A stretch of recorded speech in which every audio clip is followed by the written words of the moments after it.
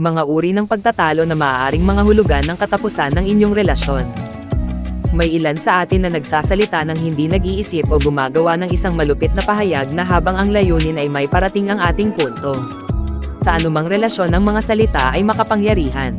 Ngunit ating nakalimutan paano tayo kailangan maging maingat sa nararamdaman ng taong mahal natin. Ang mga salita na ating sinasalita maaaring mag-create ng pangmatagalang pinsala sa kanilang damdamin.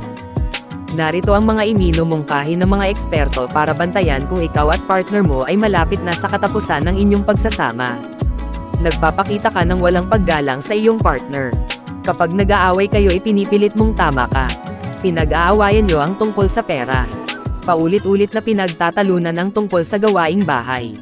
Nagtatalo kayo dahil sa pamilya. Ang pag-aaway nyo napunta sa personal na pagbatikos.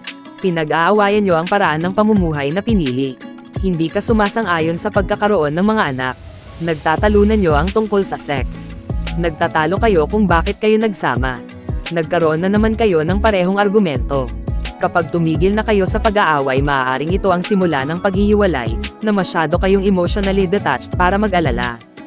Thank you for watching. Please subscribe.